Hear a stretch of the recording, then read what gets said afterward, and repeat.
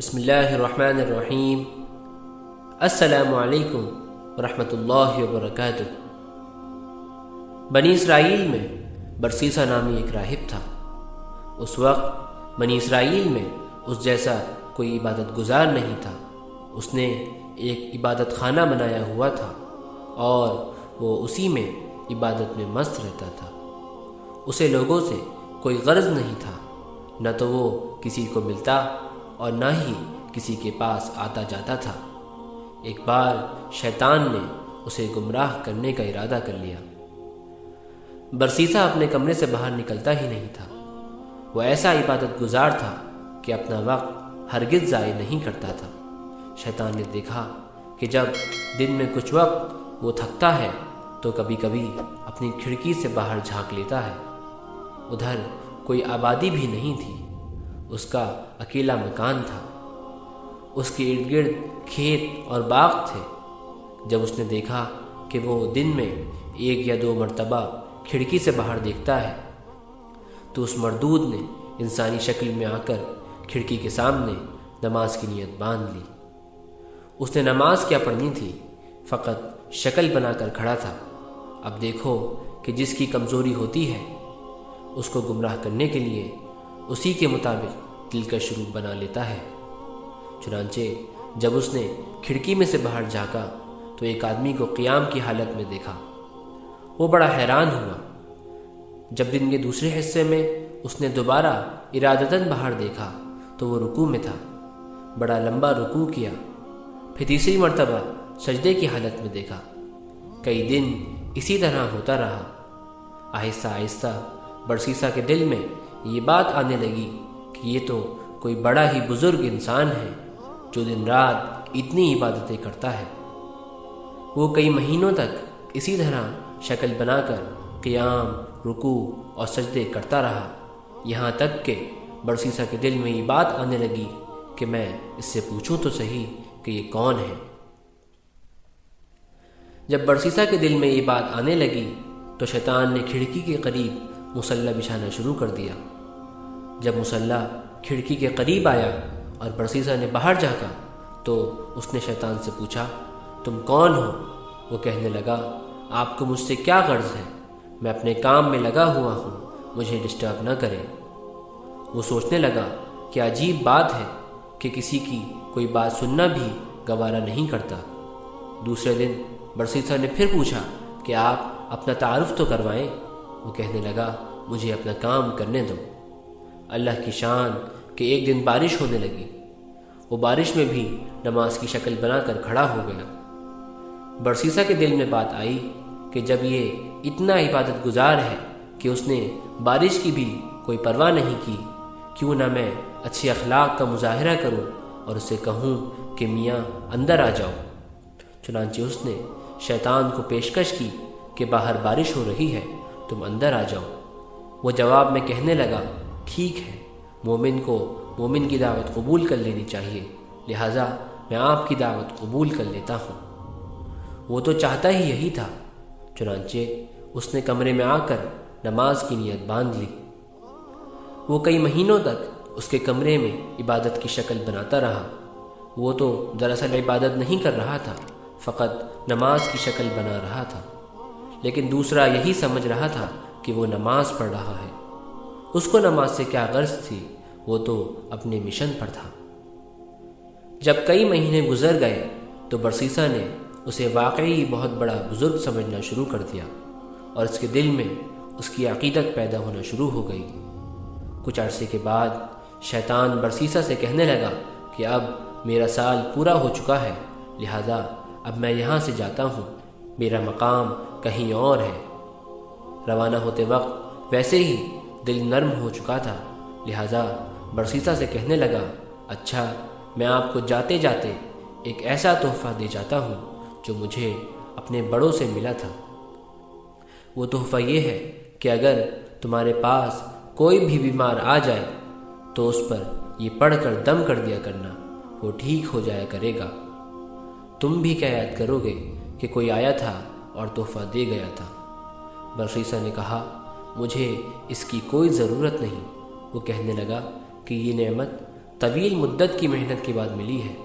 میں وہ نعمت تمہیں تحفے میں دے رہا ہوں اور تم انکار کر رہے ہو، تم تو بڑے نالائق انسان ہو۔ یہ سن کر برسیسا کہنے لگا، اچھا جی، مجھے بھی سکھا ہی دے۔ چنانچہ شیطان نے اسے ایک دم سکھا دیا اور یہ کہتے ہوئے رخصت ہو گیا کہ اچھا، پھر کبھی ملیں گے۔ وہ وہاں سے سیدھا بادشاہ کے گھر گیا۔ بادشاہ کے 3 بیٹے اور 1 بیٹی تھی۔ شیطان نے جا کر اس بیٹی پر اثر ڈالا اور وہ مجنونہ سی بن گئی۔ وہ خوبصورت اور پڑھی لکھی لڑکی تھی، لیکن شیطان کے اثر سے اسے دورے پڑنا شروع ہو گئے۔ بادشاہ نے اس کے علاج کے لیے حکیم اور ڈاکٹر بلوائے۔ کئی دنوں تک وہ اس کا علاج کرتے رہے، لیکن کوئی فائدہ نہ ہوا۔ جب کئی دنوں کے علاج کے بعد بھی کچھ افاقہ نہ ہوا تو شیطان نے بادشاہ کے دل میں یہ بات ڈالی کہ بڑے حکیموں اور ڈاکٹروں سے علاج کروا لیا ہے، اب کسی دم والے سے ہی دم کروا لو۔ خیال آتے ہی اس نے سوچا کہ ہاں، کسی دم والے کو تلاش کرنا چاہیے۔ چنانچہ اس نے اپنے سرکاری چپراسی بھیجے تاکہ وہ پتہ کر کے آئیں کہ اس وقت سب سے زیادہ نیک بندہ کون ہے۔ سب نے کہا کہ اس وقت سب سے زیادہ نیک بندہ تو برسیسا ہے، اور وہ تو کسی سے ملتا ہی نہیں ہے۔ بادشاہ نے کہا کہ اگر وہ کسی سے نہیں ملتا تو ان کے پاس جا کر میری طرف سے درخواست کرو کہ ہم آپ کے پاس آ جاتے ہیں۔ کچھ آدمی برسیسا کے پاس گئے۔ اس نے انہیں دیکھ کر ہی کہا کہ آپ مجھے ڈسٹرب کرنے کیوں آئے ہیں؟ انہوں نے کہا کہ بادشاہ کی بیٹی بیمار ہے، حکیموں اور ڈاکٹروں سے بڑا علاج کروایا ہے، لیکن کوئی فائدہ نہیں ہوا۔ بادشاہ چاہتے ہیں کہ آپ بے شک یہاں نہ آئیں تاکہ آپ کی عبادت میں خلل نہ آئے۔ ہم آپ کے پاس بچی کو لے کر آ جاتے ہیں، آپ یہیں اس بچی کو دم کر دینا، ہمیں امید ہے کہ آپ کے دم کرنے سے وہ ٹھیک ہو جائے گی۔ اس کے دل میں ایک خیال آیا کہ ہاں، میں نے ایک دم سیکھا تو ہے، اس دم کو آزمانے کا یہ اچھا موقع ہے۔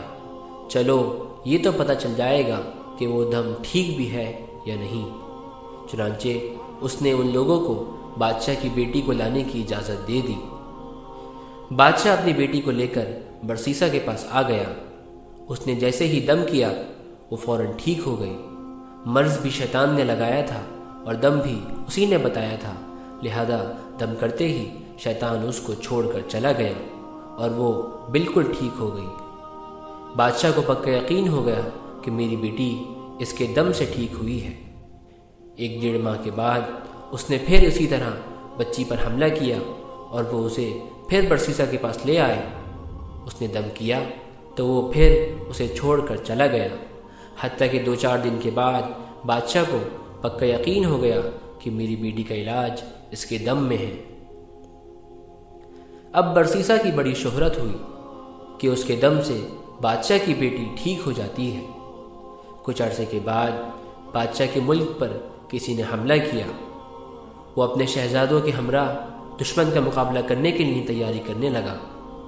اب بادشاہ سوچ میں پڑ گیا کہ اگر جنگ میں جائے تو بیٹی کو کس کے پاس چھوڑ کر جائیں۔ کسی نے مشورہ دیا کہ کسی وزیر کے پاس چھوڑ جائیں، اور کسی نے کوئی اور مشورہ دیا۔ بادشاہ کہنے لگا کہ اگر اس کو دوبارہ بیماری لگ گئی تو پھر کیا بنے گا؟ برسیسا تو کسی کی بات بھی نہیں سنے گا۔ چنانچہ بادشاہ نے کہا کہ میں خود برسیسا کے پاس اپنی بیٹی کو چھوڑ جاتا ہوں، دیکھو شیطان کیسے جوڑ ملا رہا ہے۔ بادشاہ اپنے 3 بیٹوں اور بیٹی کو لے کر برسیسا کے پاس پہنچ گیا اور کہنے لگا کہ ہم جنگ پر جا رہے ہیں، زندگی اور موت کا پتہ نہیں ہے، مجھے اس وقت سب سے زیادہ اعتماد تمہیں پر ہے اور میری بیٹی کا علاج بھی تمہارے ہی پاس ہے، لہذا میں چاہتا ہوں کہ یہ بچی تمہارے پاس ہی ٹھہر جائے۔ برسیسا کہنے لگا، توبہ توبہ، میں یہ کام کیسے کر سکتا ہوں کہ یہ اکیلی میرے پاس ٹھہرے؟ بادشاہ نے کہا، نہیں، ایسی کوئی بات نہیں ہے، بس آپ اجازت دے دیں، میں اس کے رہنے کے لیے آپ کے عبادت خانے کے سامنے ایک گھر بنوا دیتا ہوں اور یہ اسی گھر میں ٹھہر جائے گی۔ برسیسا نے یہ سن کر کہا، چلو ٹھیک ہے۔ جب اس نے اجازت دے دی تو بادشاہ نے اس کے عبادت خانے کے سامنے گھر بنوا دیا اور بچی کو وہاں چھوڑ کر جنگ پر روانہ ہو گئے۔ اب برسیسا کے دل میں بات آئی کہ میں اپنے لیے تو کھانا بناتا ہی ہوں، اگر بچی کا کھانا میں ہی بنا دیا کروں تو اس میں کیا حرج ہے، کیونکہ وہ اکیلی ہے، پتہ نہیں وہ اپنے لیے کھانا پکا پائے گی یا نہیں۔ چنانچہ وہ کھانا بناتا اور آدھا خود کھا کر باقی آدھا کھانا اپنے عبادت خانے کے دروازے سے باہر رکھ دیتا اور اپنا دروازہ کھٹکھٹا دیتا۔ یہ اس لڑکی کے لیے اشارہ ہوتا کہ اپنا کھانا اٹھا لو۔ اس طرح وہ لڑکی کھانا اٹھا کر لے جاتی اور کھا لیتی۔ کئی مہینوں تک یہی معمول رہا۔ اس کے بعد شیطان نے اس کے دل میں یہ بات ڈالی کہ دیکھو وہ لڑکی اکیلی رہتی ہے، تم کھانا پکا کر اپنے دروازے کے باہر رکھ دیتے ہو اور لڑکی کو وہ کھانا اٹھانے کے لیے گلی میں نکلنا پڑتا ہے۔ اگر کبھی کسی مرد نے دیکھ لیا تو اس کی عزت خراب کر دے گا، اس لیے بہتر یہ ہے کہ کھانا بنا کر اس کے دروازے کے اندر رکھ دیا کرو تاکہ اس کو باہر نکلنا نہ پڑے۔